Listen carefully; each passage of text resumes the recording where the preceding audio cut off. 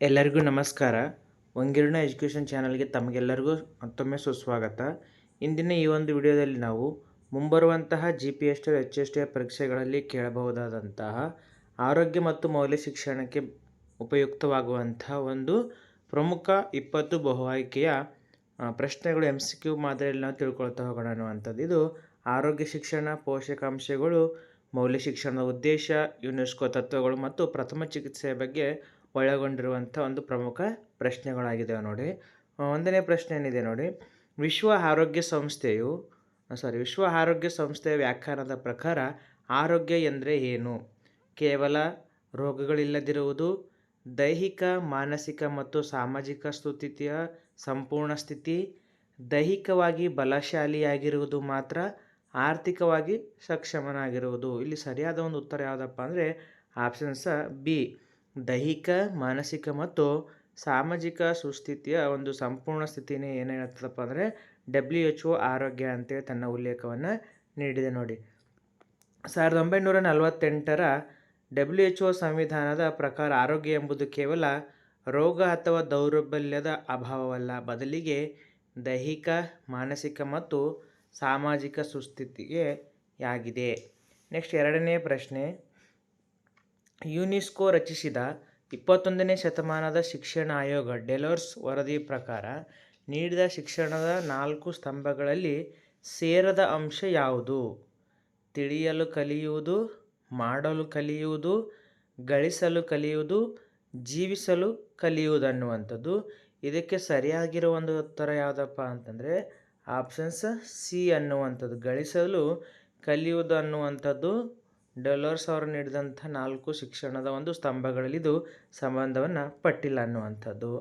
ಹಾಗಾದರೆ ಯಾವ್ಯಾವ ಅದಾವ ನೋಡಿ, learning to know, learning to do, learning live together, learning to be ಅಂದರೆ ಜೊತೆಯಾಗಿ ಕಲಿಯುವುದು ಅನ್ನುವಂಥದ್ದು. ಲರ್ನಿಂಗ್ ಟು ಲೈವ್ ಟುಗೆದರ್ ಅಪ್ಪ ಅಂತಂದರೆ ಜೊತೆಯಾಗಿ ಕಲಿಯುವುದು ಅನ್ನುವಂಥದ್ದು ಏನಾಗುತ್ತೆ ಕನ್ನಡದಲ್ಲಿ ಇದರ ಒಂದು ಆಯ್ಕೆಯಲ್ಲಿ ಆಗತ್ತೆ ಅನ್ನುವಂಥದ್ದು ನೋಡಿ. ನೆಕ್ಸ್ಟ್ ಮೂರನೇ ಪ್ರಶ್ನೆ, ಮಕ್ಕಳಲ್ಲಿ ಇರುಳು ಕುರುಡುತನ ಅಂದರೆ ನೈಟ್ ಬ್ಲೈಂಡ್ನೆಸ್ ರೋಗವು ಯಾವ ಜೀವಸತ್ವದ ಅಂದರೆ ವಿಟಮಿನ್ ಕೊರತೆಯಿಂದ ಉಂಟಾಗುತ್ತದೆ? Vitamin A, vitamin B, vitamin C, vitamin D ಅನ್ನುವಂಥದ್ದು.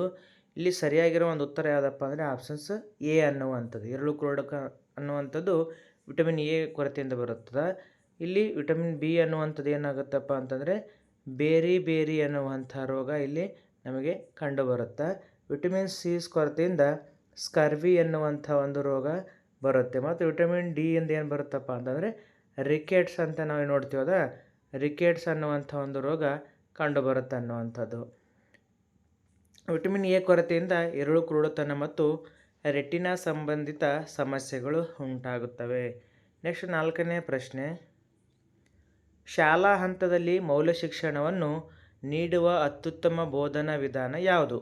ಕೇವಲ ಮೌಲ್ಯಗಳ ಕುರಿತು ದೀರ್ಘ ಉಪನ್ಯಾಸ ನೀಡುವುದು, ಶಿಕ್ಷಕರ ಸ್ವಂತ ನಡವಳಿಕೆ, ಕಥೆಗಳು ಮತ್ತು ಸಹಪಾಠ್ಯ ಚಟುವಟಿಕೆಗಳ ಮೂಲಕ ಮೌಲ್ಯಗಳನ್ನು ಕಂಠಪಾಠ ಮಾಡಿಸುವುದು, ಮೌಲ್ಯ ಶಿಕ್ಷಣಕ್ಕೆ ಕೇವಲ ಪರೀಕ್ಷೆಯನ್ನು ನಡೆಸುವುದು. ಇಲ್ಲಿ ಸರಿಯಾದ ಒಂದು ಉತ್ತರ ಯಾವುದಪ್ಪ ಅಂತಂದರೆ ಆಪ್ಷನ್ಸ ಬಿ, ಶಿಕ್ಷಕರ ಸ್ವತಃ ನಡವಳಿಕೆ ಮತ್ತು ಕಥೆಗಳು ಹಾಗೂ ಸಹಪಾಠ್ಯ ಚಟುವಟಿಕೆಗಳ ಮೂಲಕ ಶಾಲಾ ಹಂತದಲ್ಲಿ ವ್ಯಾಲ್ಯೂ ಎಜುಕೇಷನ್ ಅನ್ನುವಂಥದ್ದು ಮೌಲ್ಯ ಶಿಕ್ಷಣವನ್ನು ನಾವಿವಾಗ ಬೋಧಿಸುವಂಥ ಒಂದು ಅತ್ಯುತ್ತಮ ವಿಧಾನವಾಗಿದೆ ನೋಡಿ. ನೆಕ್ಸ್ಟ್ ಮುಂದಿನ ಒಂದು 5ನೇ ಪ್ರಶ್ನೆ, ದೇಹಕ್ಕೆ ತಕ್ಷಣದ ಶಕ್ತಿಯನ್ನು ಒದಗಿಸುವ ಪ್ರಮುಖ ಪೋಷಕಾಂಶ ಯಾವುದು? ಪ್ರೋಟೀನ್, ಕಾರ್ಬೋಹೈಡ್ರೇಟ್, ಕೊಬ್ಬು, ಖನಿಜ ಲವಣಗಳು ಅನ್ನುವಂಥದ್ದು. ಇದಕ್ಕೆ ಸರಿಯಾಗಿರೋ ಒಂದು ಉತ್ತರ ಯಾವುದಪ್ಪ ಅಂದರೆ ಆಪ್ಷನ್ಸ್ ಬಿ, ಕಾರ್ಬೋಹೈಡ್ರೇಟ್ ಅಥವಾ ಪಿಷ್ಟ ಅನ್ನುವಂಥದ್ದು ನಮ್ಮ ದೇಹಕ್ಕೆ ತಕ್ಷಣದ ಶಕ್ತಿಯನ್ನು ಒದಗಿಸುವಂಥ ಒಂದು ಪೋಷಕಾಂಶಗಳಾಗಿದ್ದಾವೆ. ಇದು ಗ್ಲೂಕೋಸ್ ರೂಪದಲ್ಲಿ ಶಕ್ತಿಯನ್ನು ನಮಗೆ ನೀಡ್ತದೆ ನೋಡಿ. ಅಂದರೆ ಗ್ಲೂಕೋಸ್ ಹಚ್ತಾರಲ್ಲ ನಮ್ಮ ಆಸ್ಪತ್ರೆಗಳಲ್ಲಾಗಿರ್ಬೋದು, ನಾವು ಅಥವಾ ದೈಹಿಕವಾಗಿ ಆಟಗಳನ್ನ ಆಡಿದಾಗ ಗ್ಲೂಕೋಸ್ ಪುಡಿಯನ್ನು ನಾವೇನು ಮಾಡ್ತೀವಿ, ತಿಂತೀವಿ ಅನ್ನುವಂಥದ್ದು. ಅದು ಯಾವುದಪ್ಪ ಅಂತಂದರೆ ಕಾರ್ಬೋಹೈಡ್ರೇಟ್ ಆಗಿದೆ ನೋಡಿ. ವಿಟಮಿನ್ ಸಿ ಕೊರತೆಯಿಂದ ಬರುವ ರೋಗ ಯಾವುದು? ಬೇರಿ, ರಿಕೆಟ್ಸ್, ಸ್ಕರ್ವಿ, ಅನೆಮಿಯಾ ಅನ್ನುವಂಥದ್ದು. ಇದಕ್ಕೆ ಸರಿಯಾಗಿರೋ ಒಂದು ಉತ್ತರ ಯಾವುದಪ್ಪ ಅಂತಂದರೆ ಇಲ್ಲಿ ಆಪ್ಷನ್ಸ್ ಸಿ, ಸ್ಕರ್ವಿ ರೋಗ ನಮಗೆ ವಿಟಮಿನ್ ಸಿ ಕೊರತೆಯಿಂದ ಬರುವಂಥ ರೋಗ. ವಿಟಮಿನ್ ಸಿ ಅಸ್ಕೋರ್ಬಿಕ್ ಆ್ಯಸಿಡ್ ಕೊರತೆಯಿಂದ ಹಲ್ಲಿನ ವಸಡುಗಳಲ್ಲಿ ರಕ್ತಸ್ರಾವವಾಗುವ ಸ್ಕರ್ವಿ ರೋಗ ಬರುತ್ತದೆ ಅನ್ನೋದು. ಸ್ಕರ್ವಿ ರೋಗ ಎಲ್ಲಿ ಉಂಟಾಗ್ತಪ್ಪ ಅಂದರೆ ನಮ್ಮ ಹಲ್ಲುಗಳ ವಸಡುಗಳಲ್ಲಿ ರಕ್ತಸ್ರಾವವನ್ನು ಉಂಟು ಮಾಡುತ್ತೆ ನೋಡಿ. ನೆಕ್ಸ್ಟ್ 7ನೇ ಪ್ರಶ್ನೆ, ಭಾರತೀಯ ಸಂವಿಧಾನದ ಯಾವ ವಿಧಿಯು 6 ವರ್ಷದೊಳಗಿನ ಮಕ್ಕಳಿಗೆ ಆರಂಭಿಕ ಬಾಲ್ಯದ ಆರೈಕೆ ಮತ್ತು ಶಿಕ್ಷಣಕ್ಕೆ ಅವಕಾಶವನ್ನು ನೀಡುತ್ತದೆ? 21A ಈ ವಿಧಿ, 45ನೇ ವಿಧಿ, ವಿಧಿ 51A, ವಿಧಿ 30 ಅನ್ನುವಂಥದ್ದು. ಇಲ್ಲಿ ಸರಿಯಾಗಿರೋ ಒಂದು ಉತ್ತರ ಯಾವುದಪ್ಪ ಅಂತಂದರೆ ಆಪ್ಷನ್ಸ್ ಬಿ.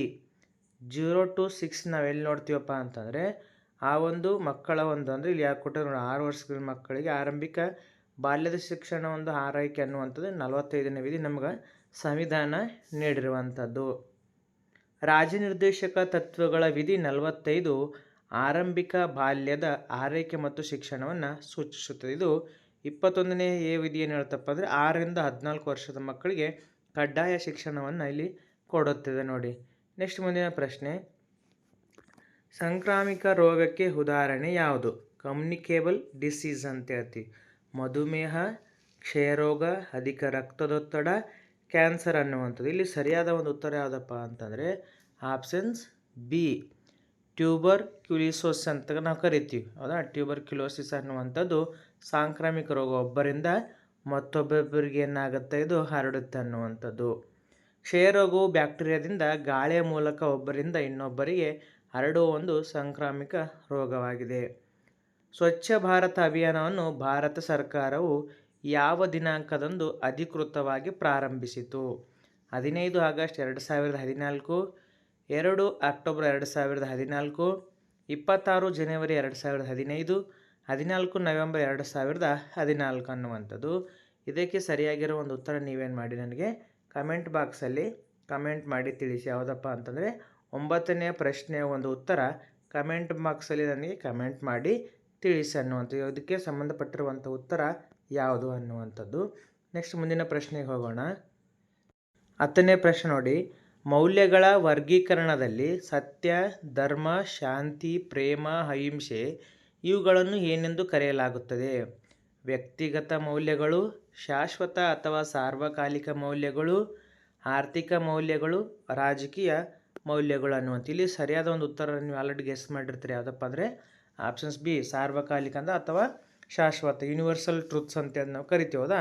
ಆ ರೀತಿ ಯೂನಿವರ್ಸಲ್ ಹ್ಯೂಮ್ಯಾನ್ ವ್ಯಾಲ್ಯೂಸ್ ಅಂತೇಳಿ ನಾವು ಸತ್ಯ, ಧರ್ಮ, ಶಾಂತಿ, ಪ್ರೇಮ, ಅಹಿಂಸೆಗೆ ನಾವಿಲ್ಲಿ ಕರಿತೀವಿ ಅನ್ನುವಂಥ. ಇವೆಲ್ಲವೂ ಕೂಡ ಸಾರ್ವಕಾಲಿಕ ಮೌಲ್ಯಗಳಾಗಿವೆ. ಎಲ್ಲ ಕಾಲದಲ್ಲಿಯೂ ಕೂಡ ಅವು ಚಾಲ್ತಿಯಲ್ಲಿ ಇರ್ತವೆ ಅನ್ನುವಂಥದ್ದು. ಇವು ಯಾವುದೇ ದೇಶ ಅಥವಾ ಕಾಲಕ್ಕೆ ಸೀಮಿತವಾಗದೆ ಮಾನವ ಕುಲಕ್ಕೆ ಸಾರ್ವತ್ರಿಕವಾಗಿ ಅನ್ವಯವಾಗುವ ಮೂಲಭೂತ ಮೌಲ್ಯಗಳಾಗಿವೆ. ನೆಕ್ಸ್ಟ್ ಮುಂದಿನ ಪ್ರಶ್ನೆ, ಪ್ರಥಮ ಚಿಕಿತ್ಸೆಯಲ್ಲಿ ಫಸ್ಟ್ ಏಡ್ ಬಳಸಲಾಗುವ CPRನ ಪೂರ್ಣ ರೂಪವೇನು? ಕಾರ್ಡಿಯೋ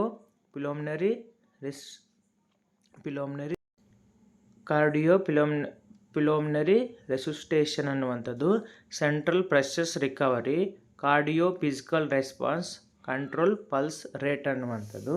ಇದಕ್ಕೆ ಸರಿಯಾದ ಒಂದು ಉತ್ತರ ಯಾವುದಪ್ಪ ಅಂದರೆ ಆಪ್ಷನ್ಸ್ ಎ ಅನ್ನುವಂಥದ್ದು, ಕಾರ್ಡಿಯೋ ಪಿಲೋಮ್ನರಿ ರೆಸಿಕ್ಯೂಟೇಷನ್. ಹಠಾತ್ ಹೃದಯಾಘಾತ ಅಥವಾ ಉಸಿರಾಟ ನಿಂತಾಗ ಜೀವ ಉಳಿಸಲು ನೀಡಲಾಗುವ ತುರ್ತು ಚಿಕಿತ್ಸೆ CPR ಆಗಿದೆ ಅನ್ನುವಂಥದ್ದು. ನೆಕ್ಸ್ಟ್ ಮುಂದಿನ ಪ್ರಶ್ನೆ, ಶಾಲಾ ಮಕ್ಕಳಲ್ಲಿ ಅನಿಮಿಯಾ ಅಥವಾ ರಕ್ತಹೀನತೆ ತಡೆಗಟ್ಟಲು ಸರ್ಕಾರ ನೀಡುವುದು ಏನನ್ನು? ಕ್ಯಾಲ್ಸಿಯಂ ಮಾತ್ರೆಗಳು, ಕಬ್ಬಿಣಾಂಶ ಮತ್ತು ಫೋಲಿಕ್ ಆ್ಯಸಿಡ್ ಮಾತ್ರೆಗಳು, ವಿಟಮಿನ್ ಡಿ ಮಾತ್ರೆಗಳು, ಜಿಂಕ್ ಮಾತ್ರೆಗಳು ಅನ್ನುವಂಥದ್ದು. ಇಲ್ಲಿ ಸರಿಯಾಗಿರೋ ಉತ್ತರ ಯಾವುದಪ್ಪ ಅಂದರೆ ಆಪ್ಷನ್ಸ್ ಬಿ, ಕಬ್ಬಿಣಾಂಶ ಮತ್ತು ಫೋಲಿಕ್ ಆ್ಯಸಿಡ್ ಅನ್ನು ಹೊಂದಿರುವಂತಹ ಒಂದು ಮಾತ್ರೆಗಳನ್ನು ಮಕ್ಕಳಲ್ಲಿ ಕೊಡ್ತಾರೆ ಅನ್ನುವಂಥದ್ದು. ಇವಾಗ ನಾವು ನೋಡ್ತಿರ್ತೀವಿ ಸಾಮಾನ್ಯವಾಗಿ ನೀಲಿ, ಗುಲಾಬಿ ಬಣ್ಣದ ಒಂದು ಏನಾಗಿರ್ತವೆ ಟ್ಯಾಬ್ಲೆಟ್ಗಳು ಕೊಡ್ತಾರೆ ಅನ್ನುವಂಥ ಮಾತ್ರೆಗಳು. ಐರನ್ ಮತ್ತು ಫೋಲಿಕ್ ಆ್ಯಸಿಡ್ ಮಾತ್ರೆಗಳನ್ನು ಅಲ್ಲಿ ನೀಡ್ತಾರೆ ನೋಡಿ. ನೆಕ್ಸ್ಟ್ 13ನೇ ಪ್ರಶ್ನೆ, ರಾಷ್ಟ್ರೀಯ ಯುವ ದಿನವನ್ನು ಯಾರ ಜನ್ಮದಿನದ ನೆನಪಿಗಾಗಿ ಆಚರಿಸಲಾಗುತ್ತದೆ?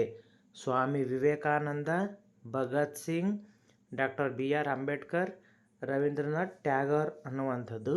ಇದಕ್ಕೆ ಸರಿಯಾಗಿರುವಂಥದ್ದು ಯಾವುದಪ್ಪ ಅಂದರೆ Swami Vivekananda, options A.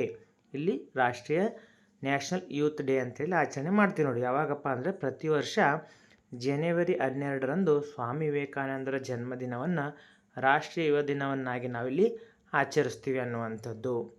Next ಮುಂದಿನ ಒಂದು ಪ್ರಶ್ನೆ, ದೈಹಿಕ ಶಿಕ್ಷಣ ಮತ್ತು ಕ್ರೀಡೆಗಳಿಂದ ಮಕ್ಕಳಲ್ಲಿ ಬೆಳೆಯುವ ಮುಖ್ಯ ಮೌಲ್ಯ ಯಾವುದು? ವೈಯಕ್ತಿಕ ಸ್ವಾರ್ಥ, ತಂಡ ಭಾವನೆ ಮತ್ತು ಕ್ರೀಡಾ ಮನೋಭಾವ, ಆಕ್ರಮಣಕಾರಿ ಮನೋಭಾವ, ಕೇವಲ ಗೆಲ್ಲುವ ಹಠ ಅನ್ನುವಂಥದ್ದು. ಇದಕ್ಕೆ ಸರಿಯಾಗಿರುವ ಒಂದು ಉತ್ತರ ಯಾವುದಪ್ಪ ಅಂದರೆ ಆಪ್ಷನ್ಸ್ ಬಿ. ದೈಹಿಕ ಶಿಕ್ಷಣ ಮತ್ತು ಕ್ರೀಡೆಗಳಿಂದ ಮಕ್ಕಳಲ್ಲಿ ನಾವು ತಂಡ ಭಾವನೆ ಮತ್ತು ಕ್ರೀಡಾ ಮನೋಭಾವ ಸ್ಪೋರ್ಟ್ಸ್ಮ್ಯಾನ್ಶಿಪ್ಪನ್ನು ಬೆಳೆಸಲಿಕ್ಕೆ ಇಲ್ಲಿ ಆಟಗಳು ತುಂಬಾ ಉಪಯೋಗಕಾರಿ ಆಗ್ತವೆ ನೋಡಿ. ಕ್ರೀಡೆಗಳು ಸಹಕಾರ, ಶಿಸ್ತು, ಸೋಲು ಗೆಲುವುಗಳನ್ನು ಸಮಾನವಾಗಿ ಸ್ವೀಕರಿಸುವ ಗುಣವನ್ನು ಬೆಳೆಸುತ್ತವೆ ಅನ್ನುವಂಥದ್ದು. ನೆಕ್ಸ್ಟ್ 15ನೇ ಪ್ರಶ್ನೆ, ಶಾಲಾ ಮಧ್ಯಾಹ್ನ ಉಪಹಾರ ಯೋಜನೆಯ ಮುಖ್ಯ ಉದ್ದೇಶವೇನು? ಮಕ್ಕಳಲ್ಲಿ ಅಪೌಷ್ಟಿಕತೆ ತಡೆಯುವುದು ಮತ್ತು ಶಾಲಾ ದಾಖಲಾತಿ ಹೆಚ್ಚಿಸುವುದು, ಶಿಕ್ಷಕರ ಕೆಲಸವನ್ನು ಕಡಿಮೆ ಮಾಡುವುದು, ಕೇವಲ ಸ್ಥಳೀಯರಿಗೆ ಉದ್ಯೋಗ ನೀಡುವುದು, ಶಾಲೆಯ ವೆಚ್ಚವನ್ನು ಕಡಿಮೆ ಮಾಡುವುದು. ಇಲ್ಲಿ ಸರಿಯಾಗಿರುವ ಒಂದು ಉತ್ತರ ಆಪ್ಷನ್ಸ್ ಎ. ಮಕ್ಕಳಲ್ಲಿ ಅಪೌಷ್ಟಿಕತೆಯನ್ನು ತಡೆಯುವಂಥದ್ದು ಮತ್ತು ಶಾಲಾ ದಾಖಲಾತಿಯನ್ನು ಹೆಚ್ಚಿಸಲಿಕ್ಕೆ ಸರ್ಕಾರ ಮಧ್ಯಾಹ್ನದ ಉಪಹಾರ ಯೋಜನೆಯನ್ನು ತಂದಿರುವಂಥ ಒಂದು ಮೂಲ ಉದ್ದೇಶವಾಗಿದೆ ನೋಡಿ. ನೆಕ್ಸ್ಟ್ ಮುಂದಿನ ಪ್ರಶ್ನೆ, BMI ಎಂದರೇನು? Basic muscle index, body mass index, biological metabolic indicator, body measurement index ಅನ್ನುವಂಥದ್ದು. ಇದಕ್ಕೆ ಸರಿಯಾಗಿರೋ ಒಂದು ಉತ್ತರ ಯಾವುದಪ್ಪ ಅಂದರೆ options B. Body mass index ಅಂತೇಳಿ ನಾವು BMIಯನ್ನು ಕರಿತೀವಿ. ಅದರ ಒಂದು full form body mass index ಆಗಿದೆ ನೋಡಿ. ವ್ಯಕ್ತಿಯ ತೂಕ ಮತ್ತು ಎತ್ತರದ ಅನುಪಾತವನ್ನು ಅಳೆದು ದೈಹಿಕ ಆರೋಗ್ಯ ಅಥವಾ ದಪ್ಪಗಿರುವಿಕೆಯನ್ನು ಅಳೆಯುವ ಒಂದು ಸೂಚ್ಯಾಂಕವೇ ಬಾಡಿ ಮಾಸ್ ಇಂಡೆಕ್ಸ್ ಆಗಿದೆ ಅನ್ನುವಂಥದ್ದು. ನೆಕ್ಸ್ಟ್ 17ನೇ ಒಂದು ಪ್ರಶ್ನೆ, ಪ್ರಜಾಸತ್ತಾತ್ಮಕ ಮೌಲ್ಯಗಳಲ್ಲಿ ಅಂದರೆ ಡೆಮೊಕ್ರೆಟಿಕ್ ವ್ಯಾಲ್ಯೂಸ್ನಲ್ಲಿ ಅತ್ಯಂತ ಪ್ರಮುಖವಾದದ್ದು ಯಾವುದು?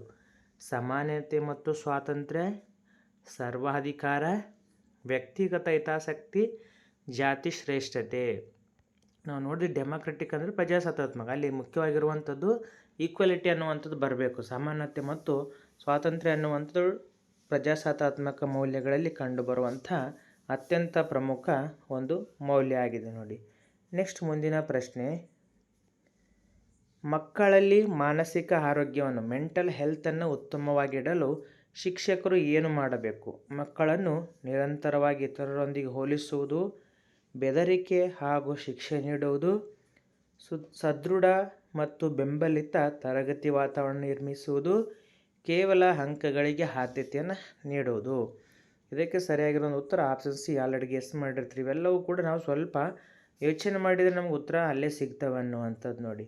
ಸದೃಢ ಮತ್ತು ಬೆಂಬಲಿತ ತರಗತಿ ವಾತಾವರಣ ನಿರ್ಮಿಸಿದಾಗ ಮಕ್ಕಳಲ್ಲಿ ಮೆಂಟಲ್ ಹೆಲ್ತನ್ನು ಉತ್ತಮವಾಗಿಡಲಿಕ್ಕೆ ಸಹಕಾರಿಯಾಗ್ತದೆ.